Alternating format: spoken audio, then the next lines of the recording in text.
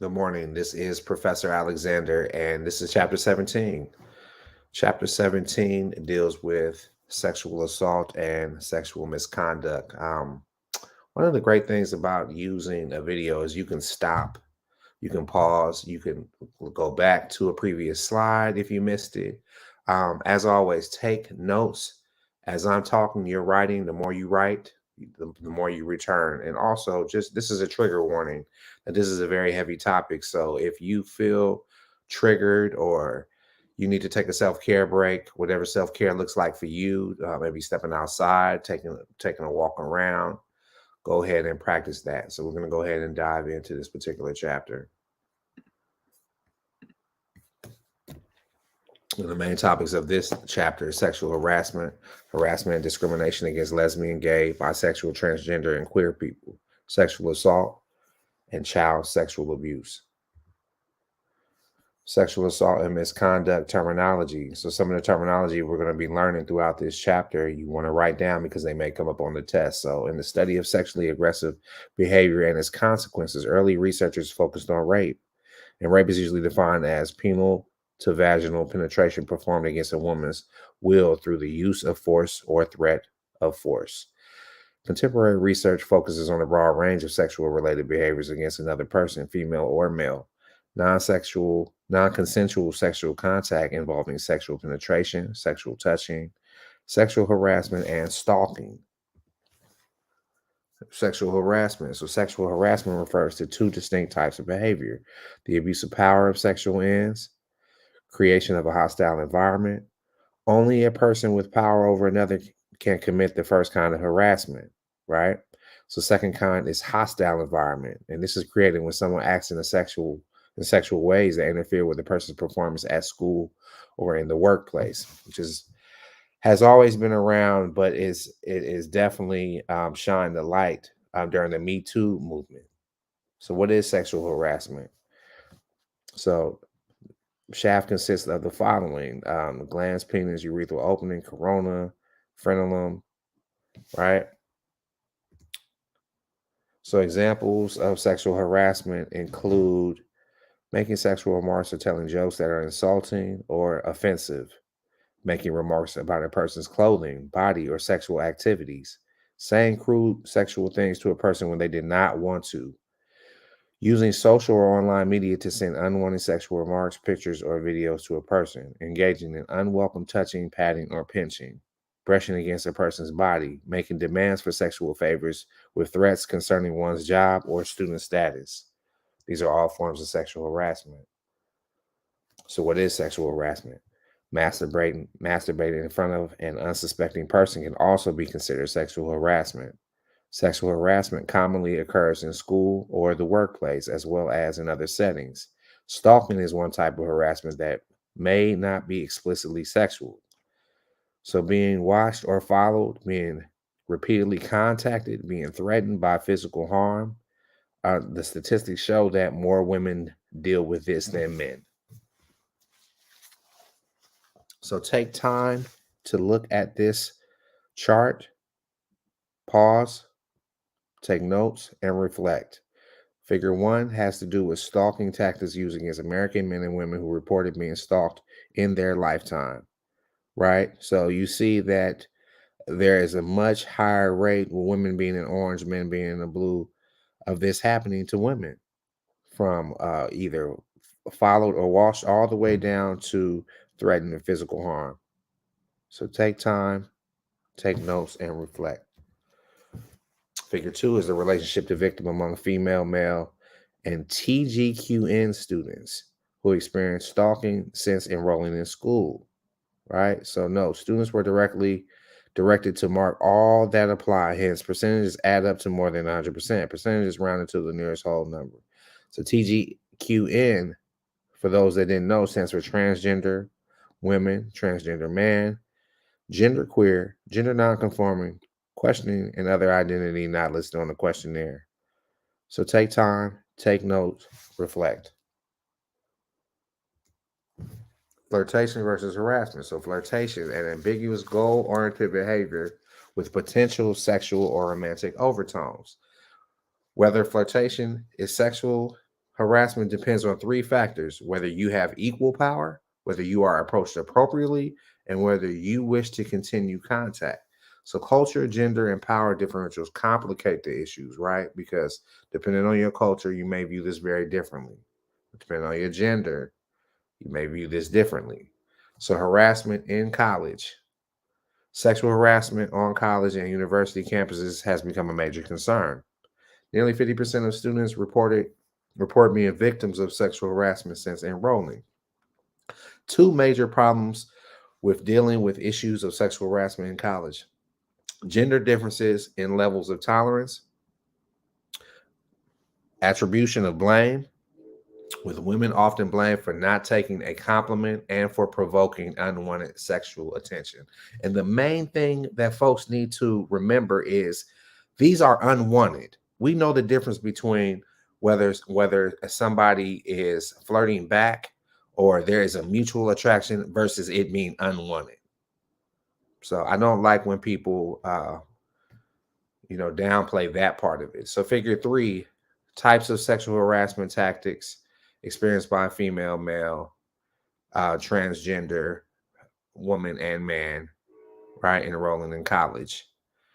So this goes from made sexual remarks or told sexual jokes or sexual stories that were insulting or offensive to you, all the way down to continue to ask you to go out, get dinner, have drinks, or have sex, even though you said no. Orange, women; blue is men; green is transgender or non-conforming, questioning. Harassment in the workplace. Issues of sexual harassment are complicated in the workplace because it is an important place for adults to meet potential partners. Sexual undercurrents or interactions often take place.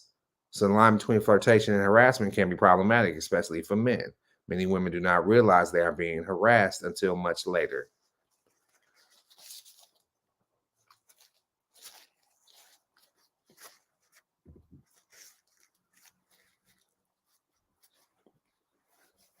Harassment in the workplace. Despite media attention, allegations of harassment against famous men led to little change in how culture addressed the issue.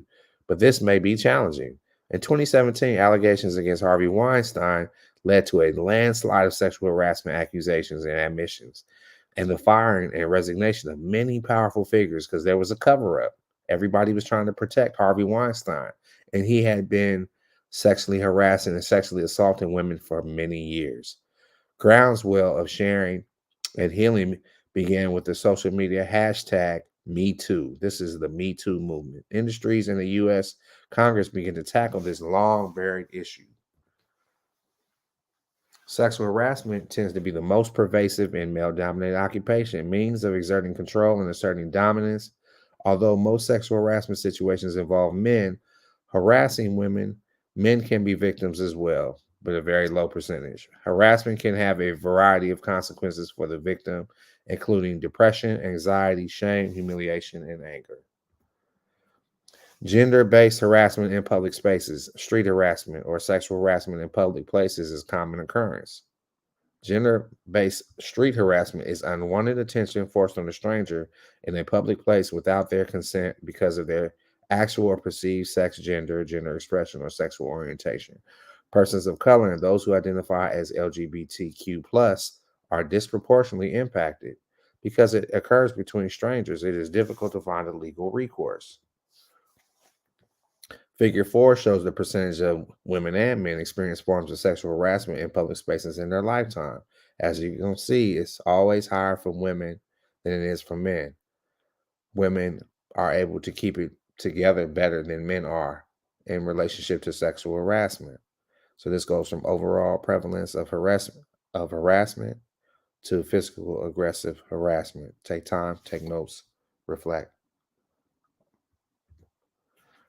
Harassment and discrimination against LGBTQ plus community. Heterosexual bias tendency to see the world in heterosexual terms and to ignore or devalue homosexuality, also known as heterosexism or heterocentric behavior, widely accepted in society, media, and family, ignores the existence of LGBTQ plus community.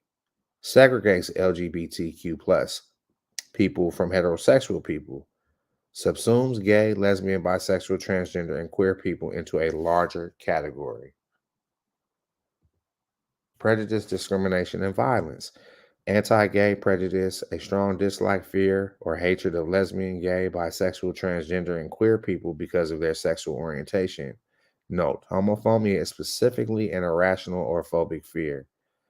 Anti gay prejudice justifies discrimination. We can't have this.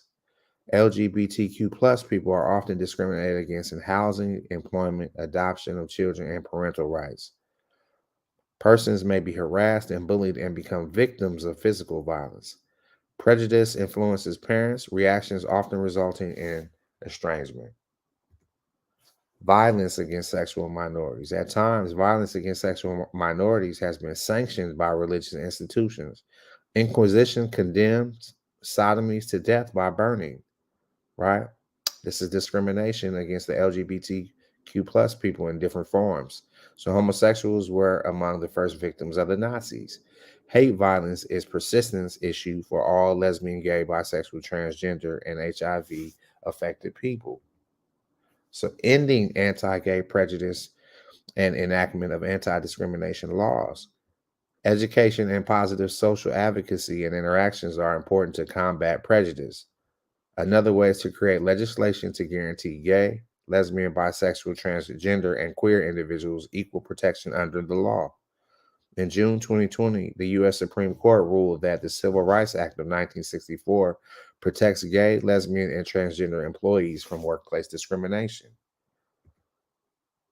Figure 5 shows sexual orientation, equality laws, and policy tallies by state in 2020. So this goes from high sexual orientation policy talk to negative sexual orientation policy talk in 3 states. Take time, take notes, and reflect. Pause your video.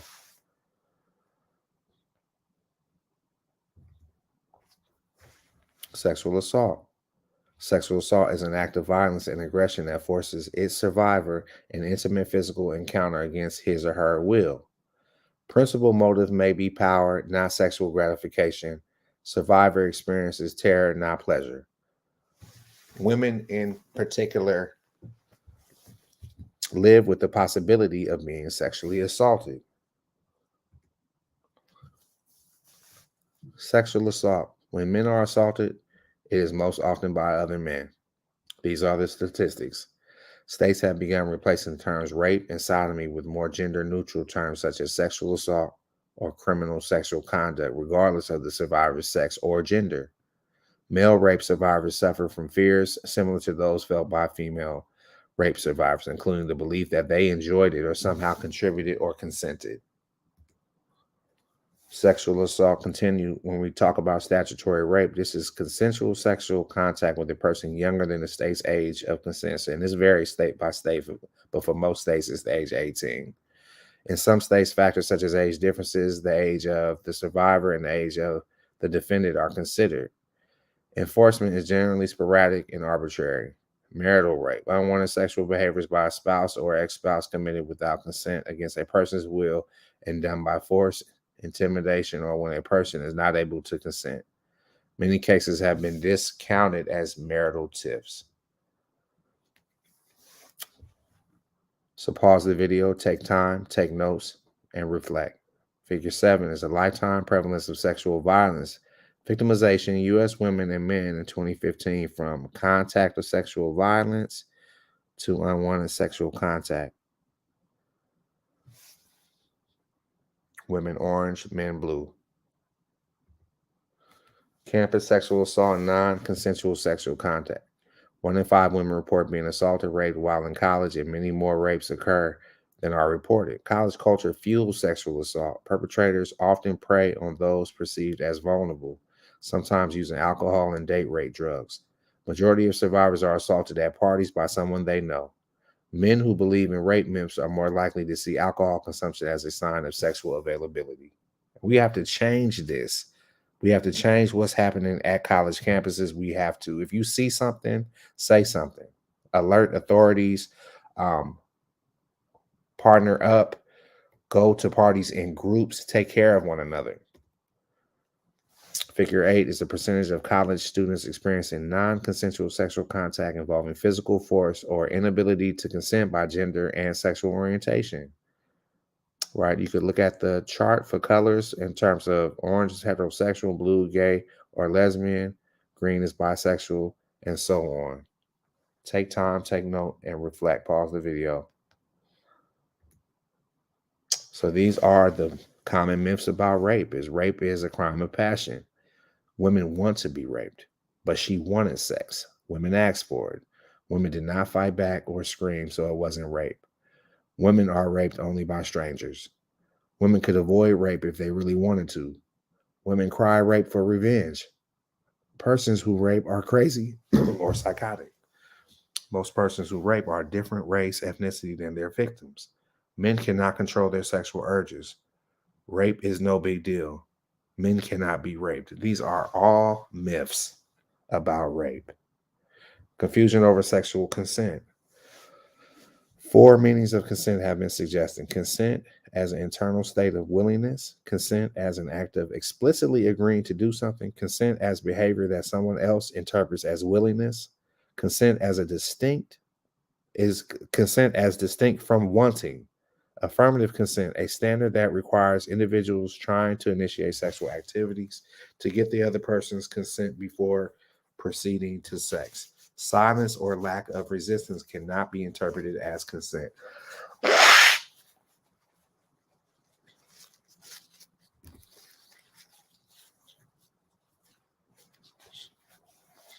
Confusion over sexual consent. In state-funded California colleges and elsewhere, the traditional no means no has been replaced with yes means yes.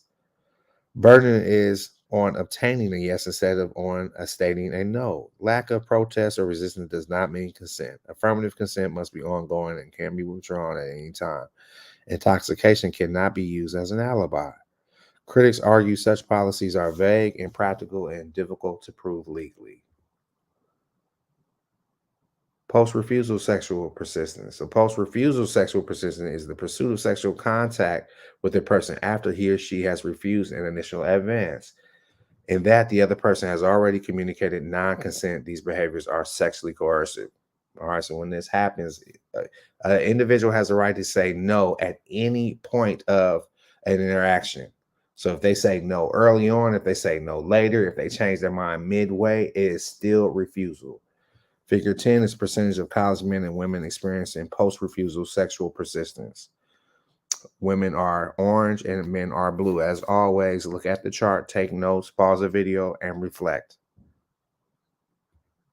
The aftermath of rape. About 90% of rape survivors report physical injury, right?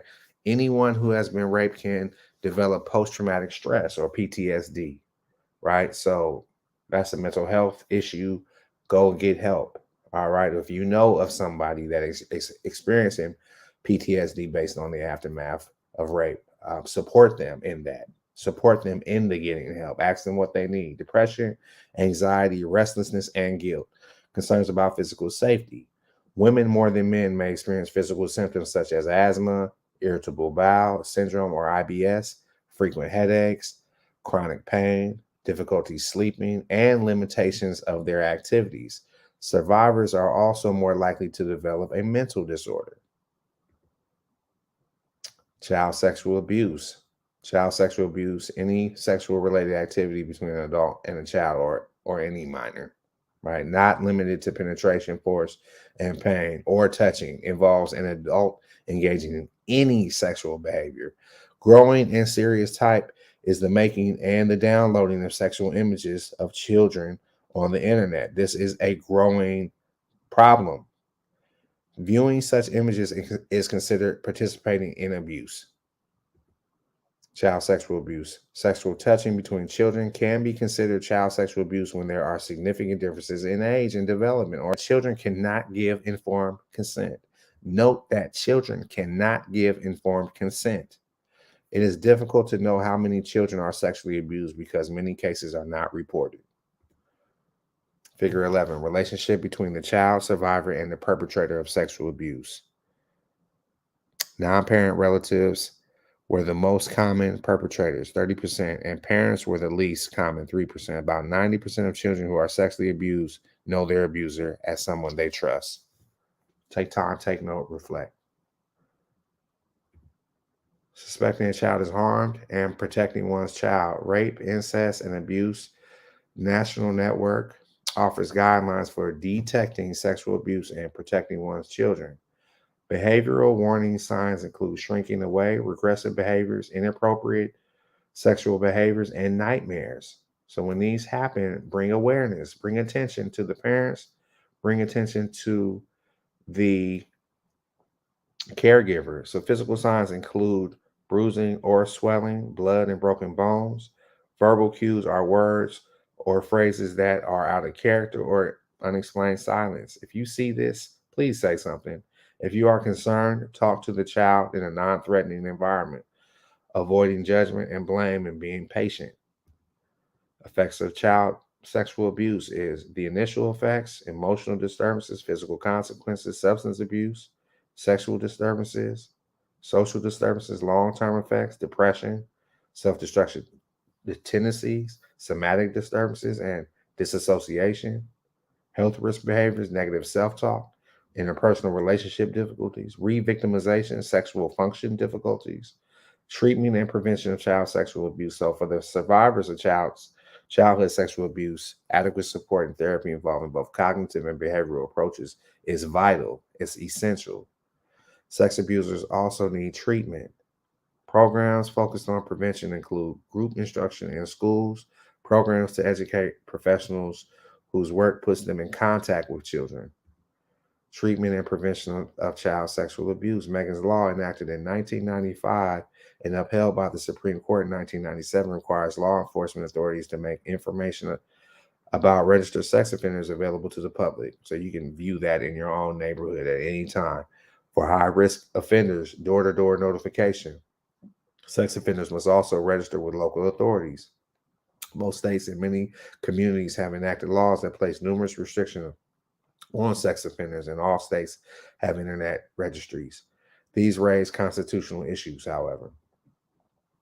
This chapter has been very heavy in terms of learning about sexual harassment, harassment and discrimination against the LGBTQ plus community, sexual assault, and child sexual abuse. Take some time to kind of review your notes. If you were at all triggered at any time of the video, um, just know that this may be an area that is touchy for you, which is it's also touchy for a lot of people. Again, I am Professor Alexander signing off, and I will see you guys next time.